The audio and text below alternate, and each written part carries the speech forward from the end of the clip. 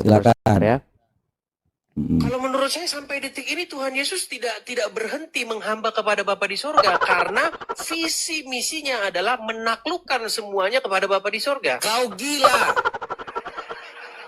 Memang gila itu. Kau gila. Saya, Yesus Kristus, yang telah mengorbankan dirinya, dikatakan masih jadi hamba. Kau gila. Kau merendahkan Tuhan saya sebagai hamba ketika dia di surga saat ini. Kau gila. Ulurkanlah tanganmu, di sini itu adalah Bapa di sorga, untuk menyembuhkan orang. Dan adakanlah tanda-tanda dan mujizat-mujizat oleh nama Yesus, hambamu. Jadi menurut Rasul Petrus dan Rasul Yohanes, Yesus itu hambamu enggak? Jadi kalau Edis TV mau membuang Allah Bapa misalnya di dalam keselamatan, apakah Edis TV itu bisa diselamatkan? Tidak bisa. Lawang Bapak itu yang memilih Edis TV. Kalau Bapak tidak memilih kamu nggak akan bakalan percaya. Tapi apakah Edis TV percaya Yesus adalah Tuhan? Dalam beberapa videonya dia mengatakan, Yesus bukan Tuhan. Yesus punya Tuhan. Berarti jangan-jangan bukanlah umat pilihan Allah. Ya cilakalah kamu Edis TV. Kalau kamu tidak dipilih oleh Bapak, kamu akan masuk neraka Edis TV. Dia menaklukkan diri dia kepada Bapa di surga. Dia taat, dia takluk, dia tunduk melakukan kehendak Bapa di surga. Makanya saya bilang, Yesus punya Tuhan. Dan saya tidak akan pernah mencabut perkataan saya itu. Bahwa Yesus memang punya Tuhan di dalam Bible. Pertanyaan saya kepada Bang Joseph, apakah statement saya itu sesat? Saya jawab, sesat atau tidaknya sesat, kita justifikasi kembali lagi kepada Injil. Yang Ya ampun Bu, jangan begitu dong Bu, saya dengar Bu. Kenapa Ibu tahu Ibu, dia pakai kerudung di tempat Tuhan Yesus.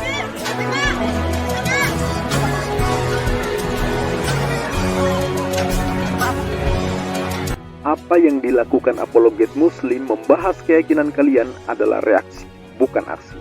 Selama kalian masih mengusik apa yang menjadi iman kami, keluar masuk kampung menjual agama kalian ke kami, maka selama itu pula kami akan hadapi, membedah apa yang kalian tawarkan, sebagai bentuk perlawanan anasir-anasir penyesatan dan pemurtadan yang gentayangan dan kalian tebar. Wabarakatuh. Bismillahirrahmanirrahim. Alhamdulillahirrabbilalamin. Asyhadu an la ilaha illallah wa asyhadu anna muhammadar rasulullah. Sahabat petaka di Kristen Gegara, aksi edisi Dabutar alias Edis TV masih berlanjut. Meledak dari pekan ketiga di bulan September tahun 2025 ya, sampai sekarang mau tutup tahun 2025 belum ada tanda-tanda berakhir ya. Pernyataan bahwa penyaliban Yesus karya iblis, Yesus punya Tuhan, Yesus hamba Bapa sampai sekarang membuat apologet hingga para pendeta teolog Kristen makin kalang kabut ya. Kenapa? Karena Edis yang hidupnya nyari makan dengan cara menghujat Islam, berpura-pura ngerti Islam padahal nggak bisa baca Quran, menipu Oten dengan pengakuan 14 tahun belajar Islam, sekarang keluar otak aslinya ya. Aslinya Edis seperti apa sekarang udah keluar ya. Dia bukan hanya menghujat Islam, sekarang dia pun bikin Kristen porak-poranda dan kebingungan menjelaskan doktrin dan konsep teologinya. Ini makin membuat mereka kehilangan harga diri di hadapan kita, karena mereka yang kerjanya sibuk jualan keselamatan, menipu, merayu, menghasut agar kita memberhalakan sesama anak manusia, akhirnya mereka blunder sendiri, saling serang di sesama mereka. Mari kita simak perdebatan mereka yang sangat menghibur bagi kita, memberi pelajaran tentunya ya, agar kita tidak tersesat dalam keyakinan kayak gini, tapi menegangkan bagi Oten. Doktrin yang mereka bangun ternyata nggak pernah jelas.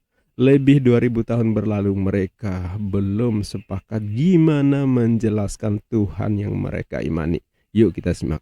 Bang Edis akan gunakan sebagai penggunaan Bang Edis Muarta. Yohanes 16 ayat 15 yang tadi saya mention dan kita pakai. Yesus bilang, apa yang Bapa punya adalah aku punya. Kalau Yesus itu setara dengan Bapa, apakah Bang Edis bersedia ketika Bang Edis mengatakan Yesus itu punya Tuhan, yaitu Bapa, apakah Bapa juga bertuhan kepada Yesus? Sebentar, kita belum ke situ dulu. Apakah Bang Yosef sepakat bahwa Tuhan Yesus memiliki Tuhan? Saya bilang, saya pakai Injil yang Anda justifikasi untuk menggunakan pewartaan. Anda lebih suka Injil yang sederhana, bukan? Tapi Bang Yosef belum menjawab itu, Bang. Maksud saya begini, sebelum kita nanti membahas apakah Bapa di sorga punya Tuhan, makanya saya tanya dulu, apakah Yesus punya Tuhan? Apakah Yesus bertuhan kepada Bapa? Oke, saya akan jawab. Ketika Yesus memiliki Tuhan, yaitu Bapa dalam sudut pandang Anda bahwa dia taat, maka maka diksi yang harusnya Bang Edis gunakan itu jangan bertuhan. Pahami dulu, maksudnya begini, Bang Edis. Bang Edis kan bersama dengan Islam toh penggunaannya kata tersebut Yesus mempunyai Tuhan, Tuhannya juga bertuhan, yaitu Bapa, betul kan? Nah, Islam itu Bang, mereka adalah ular beludak. Nah ini dia kelakuan oten. Mereka debat sesama mereka, sesama penyembah Yesus yang lahir dari Maria. Tapi ketika mereka debat kayak gini, kok Islam yang di bawah-bawah?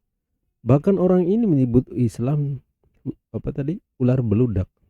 Islam itu bukan manusia. Islam itu bukan oknum. Nah ini problemnya mereka ini. Otaknya yang bermasalah, pihak lain yang disalahkan.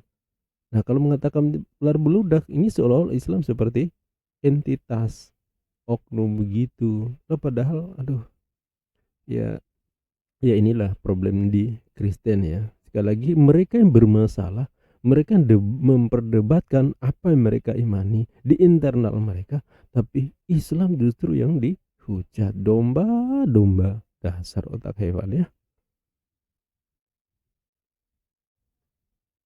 Ya, kalau Bang Edis ngomong sama saya paham, oh berarti Bang Edis maunya begini. Tapi penggunaan kata itu juga kurang tepat. Kenapa?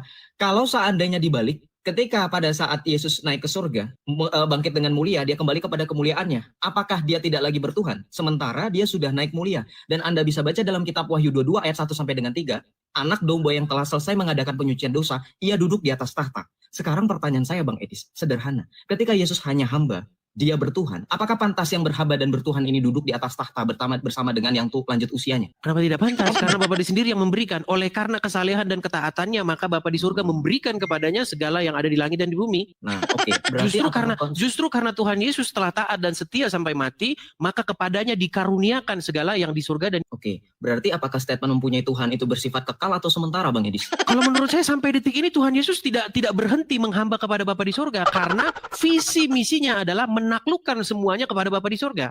1 Korintus 15 berapa? Ya, 1 Korintus pasal yang ke-15, kita mulai dari ayat yang ke-25 sampai 28. Oke. Apakah sampai sekarang Tuhan Yesus masih menjadi hamba daripada Bapa di surga? Paulus kemudian sebab ia harus memegang pemerintahan sebagai raja sampai Allah meletakkan semua musuhnya di bawah kakinya. Oke, stop dulu Bang Yosef. Ia di situ siapa? Yesus. Oke, sebab ia Yesus, kalau ada kata ia atau kata dia dikasih keterangan aja biar nggak kita biar jelas siapa ia. Paham. Saya ulang ya berarti ya. Sebab Yesus harus memegang pemerintahan sebagai raja sampai Allah meletakkan semua musuhnya di bawah kakinya. Musuh yang terakhir yang dibinasakan oleh Yesus adalah maut. Sebab segala sesuatu telah ditaklukkannya di bawah kakinya. Yang pertama siapa? Yang kedua siapa? Yang menaklukkan. Sebab segala sesuatu telah ditaklukkannya. Ditaklukkan siapa di sini? Ditaklukkan Kristus. Yesus. Di bawah kaki Kristus. Oke. Tetapi kalau dikatakan bahwa segala sesuatu telah ditaklukkannya, maka teranglah bahwa ia sendiri yang telah menaklukkan segala sesuatu di bawah kaki Kristus tidak termasuk di dalamnya. Berarti yang menaklukkan segala sesuatu di bawah kaki Kristus itu adalah Sang Bapa. Nah, ini kesimpulannya di ayat 28. Tetapi kalau segala sesuatu telah ditaklukkan di bawah Kristus, di bawah Yesus, maka ia sendiri yaitu Yesus sebagai anak akan menaklukkan dirinya di bawah kaki dia, kaki Bapa, yang telah menaklukkan segala sesuatu di bawahnya, supaya Allah, Bapa di surga, menjadi semua di dalam semua. Oke, jadi sebuah program besar untuk menaklukkan dunia di bawah kaki Yesus, dan Yesus sendiri bersama dengan seluruh dunia menaklukkan diri kepada Bapa di surga. Apakah itu tidak membuktikan bahwa Yesus sampai sekarang sedang menjalankan visi penghambaan kepada Bapa di surga? Ya, jadi ini perdebatan yang luar biasa sesama Kristen sendiri loh ya, bukan dengan Islam sekali lagi, sesama Kristen sendiri ya. Jadi sahabat saudaraku Muslim, ya seperti inilah mereka di Kristen. Lebih 2000 tahun loh mereka masih berdebat soal yang begini nih ya. Tuhannya belum jelas.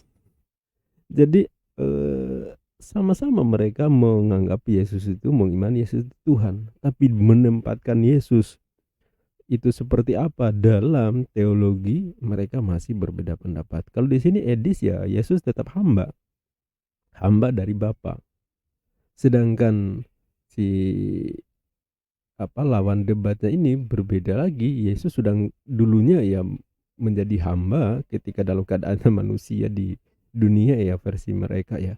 Tapi sekarang setelah kerjaannya sudah tuntas, misinya sudah tuntas di kayu salib, bagi mereka sekarang Yesus bukan hamba lagi. Nah, ini yang diperdebatkan oleh mereka, dan ini terus sampai kiamat nanti ya, tetap seperti ini perdebatan mereka.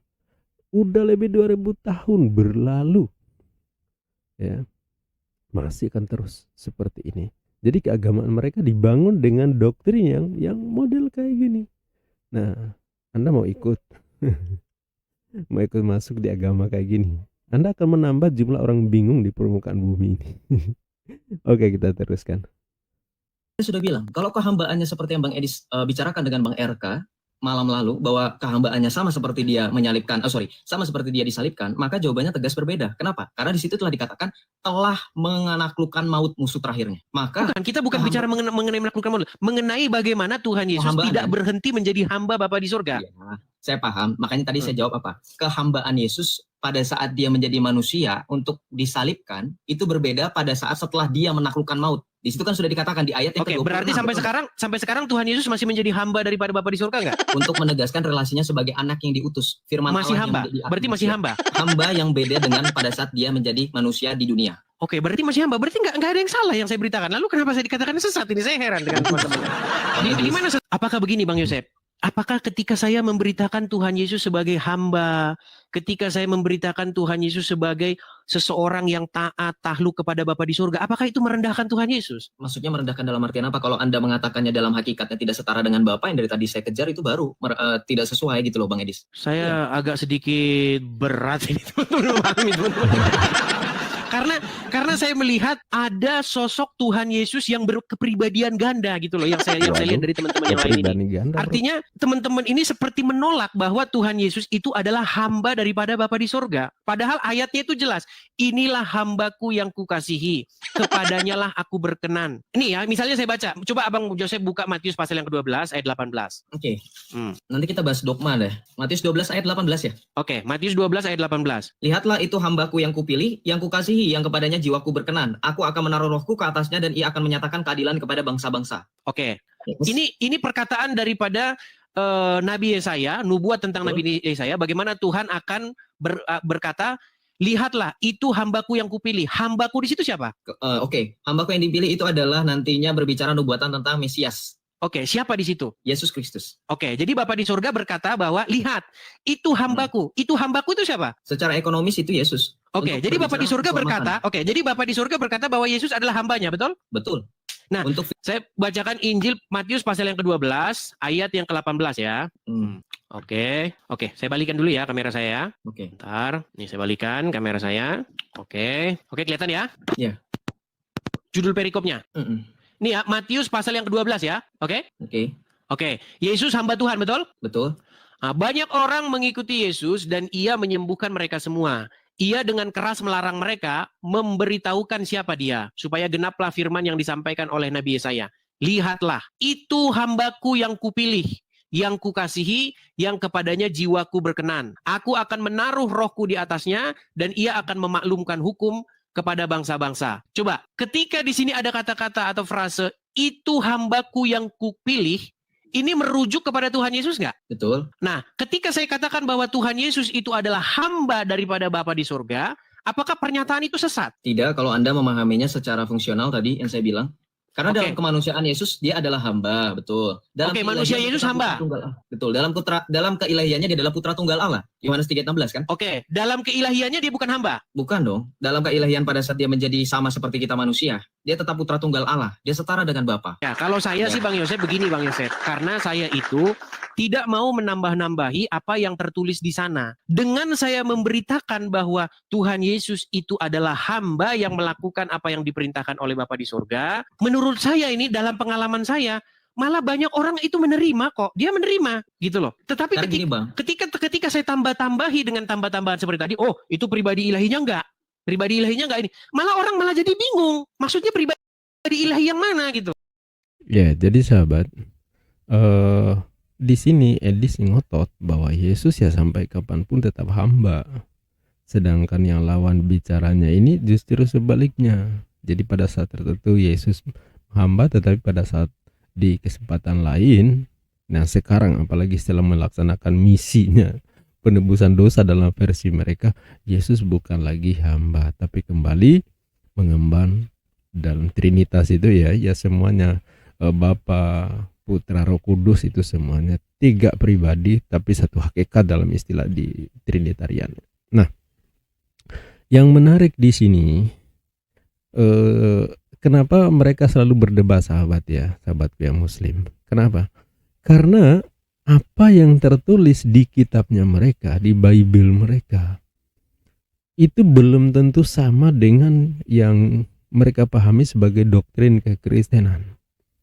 Jadi yang tertulis apa, yang mereka pahami itu apa? Si Edis lebih mengarah pada apa yang tertulis di situ, nggak usah ditambah-tambah. Kalau Yesus posisi menghamba, ya udah menghamba, gitu loh. Sedangkan yang lainnya juga enggak seperti itu. Walaupun kalau kita perkuat lagi seperti kita baca di Markus 12 ayat 29 ya. Ketika ditanya oleh pemuka-pemuka Yahudi, rabi-rabi Yahudi, Yesus dengan jelas menjelaskan, mengatakan tegas bahwa dengarlah hai orang Israel, Allah Tuhan kita, Allah itu Esa. Ya, cuma memang dalam terjemahan LAI, nah ini jadi problem. Allah itu yang dimaksud sebenarnya kalau kita di Islam itu ilah, tapi mereka menyebutnya Allah. Tertulis di kitabnya, di kitab mereka itu, dengarlah hai orang Israel, Tuhan Allah kita, Tuhan itu Esa. Ya, harusnya kalau diterjemahkan benar, harusnya bukan Allah kita, tapi ilah kita. Ilah itu Esa, kan harusnya seperti itu. Nah, artinya apa? Yesus menghamba. Banyak sekali ayat-ayat menjelaskan itu. Di Yohanes 17 ayat 3 ya. Hidup, tentang hidup yang kekal ya. Sorga itu dalam bahasa kita ya. Mereka mengenal engkau satu-satunya ilah yang benar dan mengenal Yesus Kristus yang telah engkau utus. Jelas posisinya Yesus bukan sebagai ilah, tetapi sebagai utusan. Penegasan Yesus juga bisa dibaca. Di Yohanes 5:30, Yesus tidak bisa berbuat apa selain tunduk pada kuasa Bapa. Yohanes 12:49, Yesus mengatakan apa sesuai dengan apa diperintahkan Bapa. Yohanes 17 ayat 8 juga, segala firman yang telah engkau sampaikan kepadaku telah aku sampaikan kepada mereka, kepada murid, kepada Bani Israel.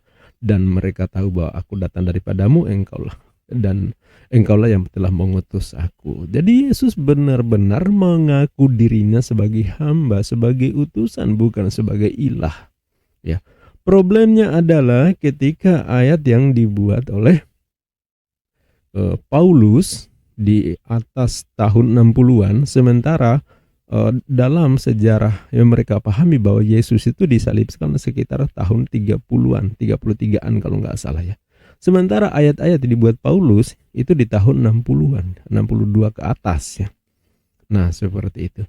Dan di situ Paulus dalam suratnya menyebut di Roma 10 ayat 9 sangat tegas.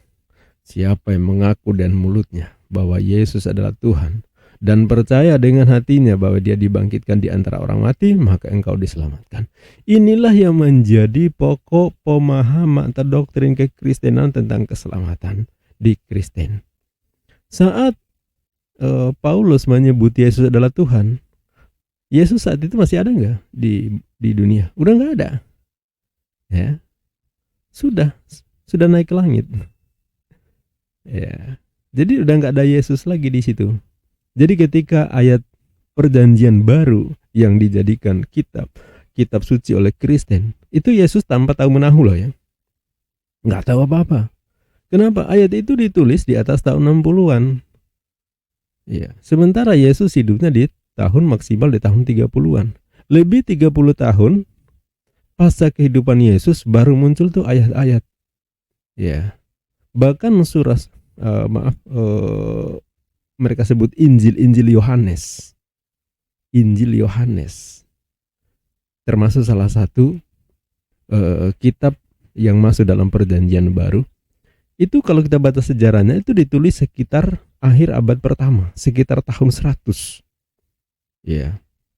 Jadi kalau Yesus hidup di tahun 30-an, sementara Yohanes menulis ayat itu di tahun sekitar tahun 100, berarti lebih 60 tahun setelahnya. Yang jadi pertanyaan tentu saja, Yohanes 1:1 sampai 1:14 yang menjadi doktrin kekristenan pada mulanya firman. Firman itu bersama-sama dengan Allah dan firman adalah Allah. Kemudian Yohanes 1:14 telah menjadi manusia ada di antara kita. Saat itu Kristen di masa sebelum ayat itu keluar, mereka nyembah siapa? Mereka menuhankan siapa? Mereka beribadah dengan cara apa? Tentu ini pasti blank. Kenapa? Lo ayatnya sendiri baru setelah sekitar tahun 100 kok baru muncul. Nggak mungkin di tahun 40-an, 50-an, 60-an mereka memahami seperti yang dijelaskan oleh Injil Yohanes dalam versi mereka. Nggak mungkin. Nah, apakah sudah ada kitabnya waktu itu yang kemudian disepakati? Belum juga ternyata. Ya, konon itu kanonik. Ya, pengecekan, pemeriksaan kemudian dijadikan dasar. Itu di atas tahun 120-an. Ya. Bahkan dari abad ketiga itu masih proses kanonik, itu masih jalan. Artinya berabad kemudian itu baru muncul pengajaran Kristen seperti yang kita kenal saat ini. Jadi prosesnya sangat panjang. Nah, contoh seperti tentang Trinitas ya, Tritunggal, Trinitaria, Bapa, Putra, Roh Kudus. Itu perumusannya tahun berapa? Di konsili kapan? Yang jelas bukan di awal atau di abad pertama. Tidak mungkin keluarga Yesus itu mau imani seperti yang dipahami oleh Kristen sekarang. Berbeda, bro. Ya. Jadi dari konsili ke konsili yang beratus-ratus tahun, bahkan lebih di atas 1000 tahun, mereka masih membuat kesepakatan tentang pengajaran kekristenan yang mereka imani. Ya. Jadi terus berlanjut dan begitu dinamis dalam kekristenan ini, makanya pengajarannya ya wajar kemudian sampai sekarang masih diperdebatkan. Ya memang begitulah faktanya, karena dia dinamis, berubah-ubah sesuai dengan perkembangan pemahaman di tahun-tahun atau di abad-abad berikutnya. Nah, bahkan sampai sekarang kan muncul terus ya berbagai denom-denom baru ya yang berbeda tentu dengan pengajaran di awal Kristen ini sendiri. Ada Trinitas, Tritunggal, kemudian Oneness atau apapun itu yang kemudian muncul menjadi keyakinan bersama dan punya jemaat yang begitu banyak. Jelas sekali lagi kita pastikan itu berbeda dengan Kristen yang berkembang di awal-awal. Tidak mungkin sama. Di awal abad pertama tentu pasti berbeda lah, di abad ketiga, di abad kelima, di atas abad 10, nggak mungkin sama. Kenapa kita bilang nggak mungkin sama? Wong kesepakatan terus dibuat kok. Ya, kalau sudah dari awal sudah ada kesepakatan, ya yang diyakini oleh Kristen sedunia, yang nggak bakalan ada berulang-ulang konsili yang terus membuat kesepakatan baru. Dan yang menarik lagi sahabat, dalam peribadatan di saudara kita di Kristen ini, itu kan tidak pernah ada di pengajaran Yesus bagaimana cara bertata, cara beribadah mereka di gereja. Di masa Yesus itu nggak ada. Artinya apa? Itu munculnya belakangan berarti. Dibuat berdasarkan kesepakatan mereka. Nah ini, ada nggak ya bisa bantah itu? Nah, beda dengan kita di Islam. Kalau kita di Islam, tata cara sholat yang dilakukan oleh Nabi sama nggak dengan yang kita lakukan sekarang? Mulai dari takbiratul ihram sampai salam itu sama nggak? Pasti sama. Cara membaca, ya, bacaan dalam sholat sama nggak? Ya sama. Ayat-ayat Al-Quran yang dibaca pada masa Nabi dengan kita baca sekarang sama nggak? Ya sama. Yang dihafal oleh para sahabat di masa Nabi, bahkan jauh sebelum itu dijadikan mushaf, dibukukan, sama nggak? Ya sama. Ya. Jadi tata cara beribadah ya dalam peribadatan itu mulai dari apa sampai apa, dalam prosesnya seperti apa, itu sama yang kita dilakukan oleh para nabi, para sahabat dengan yang kita lakukan sekarang. Seperti itu. Beda dengan saudara kita. Ya, Yesus tidak pernah bergereja, tidak pernah mengajarkan beribadah di gereja. Tapi persoalannya kan, kalau yang dalam pemahaman kita, Yesus kan tidak pernah mengajarkan Kristen. Yesus bukan orang Kristen. Yesus tidak mengenal ajaran agama Kristen. Karena Yesus sendiri berkehidupan, bertradisi menjalankan risalah atau ritual peribadatan yang diberikan oleh kakek-kakeknya, nenek moyangnya, Bani Israel. Ya, seperti itu. Sedangkan Kristen, ya kita nggak tahu dari mana mereka beragama atau beribadah, rujukannya seperti apa. Nggak tahu kita. Karena Yesus maupun para nabi manapun tidak pernah mengajarkan kekristenan. Nah, itu jadi persoalan di mereka. Mungkin itu sahabat, mudah-mudahan memberikan pencerahan, memberikan pemahaman kepada kita. Kenapa kita penting mempelajari ini? Supaya kita tidak ikut tersesat. Karena kita tahu sendiri di sekitar kita banyak oknum-oknum misionaris penginjil melakukan berbagai upaya untuk memurtadkan kita. Makanya Fakta Islam TV hadir untuk memberikan pencerahan, penjelasan. Jadi bukan kita ngapain sih ngomongin agama lain? Ya, kalau seperti Hindu, Buddha, Konghucu, kita nggak ngomongin mereka. Kenapa? Mereka tidak mengganggu Muslim. Mereka tahu diri dan tahu aturan. Mereka nggak memperdebatkan atau berapologi membahas Islam, tidak. Makanya kita nggak nyenggol mereka. Beda dengan saudara kita di Kristen ini, ya kan? Sibuk sekali mereka berusaha untuk melakukan aktivitas yang mengarah pada penyesatan dan pemurtadan kita. Makanya kita jawab, makanya kita reaction. Ketika mereka berdebat seperti ini, mari kita dengarkan sama-sama apa yang mereka perdebatkan dan kita jadikan pelajaran. Supaya apa? Supaya kalau sampai ada yang murtad, meninggalkan Islam dan mengikuti mereka, itu berarti Anda telah menambah jumlah orang bingung di permukaan bumi ini. Ya, ini edis dan lawan debatnya ini kan, ya seperti inilah cara mereka memahami agamanya. Dan Anda terus mau ikutan mereka. Ya silakan. Tetapi tetap saya berikan pemahaman, pada akhirnya Anda terus yang memilih. Mungkin itu sahabat, apabila ada salah-salah kata mohon maaf, dan silakan sampaikan komentar, dukungan, atau mungkin pertanyaan, atau bahkan juga mungkin kritik atau saran. Silakan, ini lewat media publik, jadi kita terbuka, nggak usah pakai ngamuk-ngamuk. Ya, silakan dikoreksi, tetapi kalau kita kemudian mereaction, ya jangan ngamuk. Inilah tata cara kita menyampaikan pemahaman lewat media publik. Itu sahabat, sampai jumpa di video berikutnya. Billahi taufiq wal hidayah. Wassalamualaikum warahmatullahi wabarakatuh.